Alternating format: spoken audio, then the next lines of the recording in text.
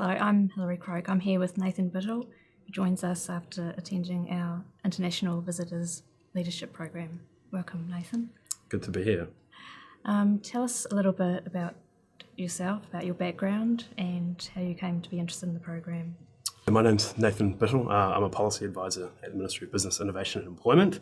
I work in the energy markets team, so we have some oversight over downstream energy policy in New Zealand, so that being liquid fuels, electricity and gas. All of the cities were great in their own way. I think we had a really nice mix, shall we say, of kind of northern and southern states, big and small states, east and west states. So from that perspective, I felt like I got a reasonable picture of the United States, or as much as can be expected in 3 weeks, really. And in terms of more specifically what some of the programs actually covered regarding energy policy and the mechanics of the US government, and what were the main points or the main issues that you took out of those seminars? I never fully appreciated the kind of autonomy and independence that all the states have, and so determining kind of federal policy is actually a hugely challenging exercise given those unique kind of state perspectives. We heard from the federal point of view in Washington DC, and then we went down to a much more granular level at the state level and heard from state officials as well as companies within the states and education bodies as well. I'd say the biggest takeaway from my experiences there was the opportunity around shale gas, also the risks around shale gas and how they could be managed. But shale gas presents a huge economic opportunity for the US, and it has the potential to vastly change the energy landscape globally. And again, seeing that firsthand really brought home to me how the shale gas picture in the US might ultimately affect New Zealand. I gained a much bigger appreciation for the extent of wind energy in the US. I note that Texas has more installed wind capacity than New Zealand does, full stop. So that's not something that I knew going into the trip. And also, I guess the emphasis on research and development is really large in the US, both at a federal level, but also from a kind of academia perspective. New Zealand is at a slight disadvantage because we don't quite have the research capabilities that America has in terms of they have a whole Department of Energy, whereas we just have the Ministry of Business, Innovation and Employment. I think we have a lot of those similar functions as well. It's just a question of scale. I mean, New Zealand's a vastly smaller country. And so for me, it was kind of humbling to go and see the scale of some of these research institutes. America is probably quite different in that they don't have an American federal energy policy. They leave a lot of that up to the states. So could you identify any particular states which would have relevance to, say, New Zealand energy policy? I guess of the states we went to, Colorado was the most comparable, but again, I wouldn't say that was a direct replica of New Zealand in any way, shape or form. That was just, from my experience, the most comparable. Do you see any opportunities in the future to collaborate with some of the people that you met with on the trip? Several of the participants, I'd say maybe a dozen, I've already been in contact with, particularly asking about the areas of research, also asking for some more information about, based on their presentations.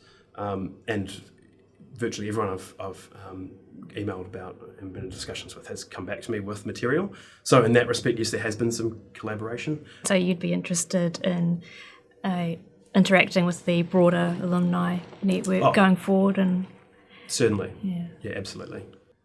Can you tell us a bit about some of the other people that joined you on the program in terms of their background and what you were able to gain from forming relationships with them? The other people on the program, again, were probably a highlight of the trip as well.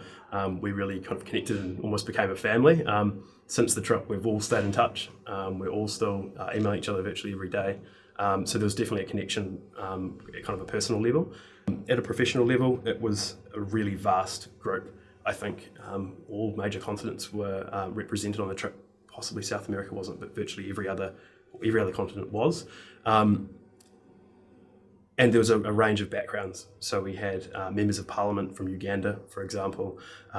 We had the director of the Turkish National Pipeline Company, and then we had people flowing through down the levels of kind of seniority, I guess, to someone like myself is certainly the kind of bottom of that food chain.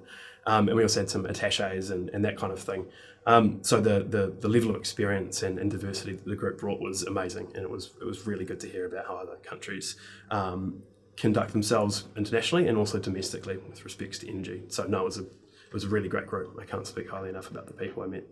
Can you envisage any ways in which you can apply some of the leadership skills to your current job, and maybe going forward, how you see that progressing? I think the two big kind of skills I take out of it, at a probably more generic sense, would really be being inquisitive about diversity and being inquisitive about knowledge and understanding, I guess, the whole range of issues within any particular energy matter. I guess visiting the US, you get a lot of opportunities to attend different cultural events, and certainly a major attraction are the large sporting events that are quite an experience. Can you tell us a bit about that? We had a lot of cultural events. Some were planned through the IVLP, and some we as a group kind of determined and went to off on our own accord. So I'm a big sports fan, so I really relish getting out there and getting a chance to go and visit some of the big sporting events. As I said, we went to a Game 7 of the Stanley Cup playoffs, and that was amazing. Never been to a hockey game before. Breathtaking walking into the facility, not least of which because it was cold, but also because of the scale and magnitude of the arena.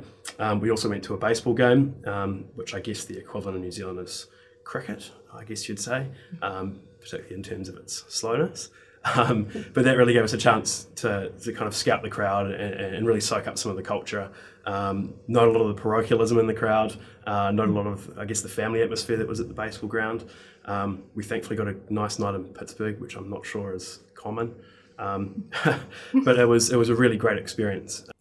Okay, well, thanks for coming in, Nathan, and telling us about your experience. We really appreciate it. Thanks, Thank you.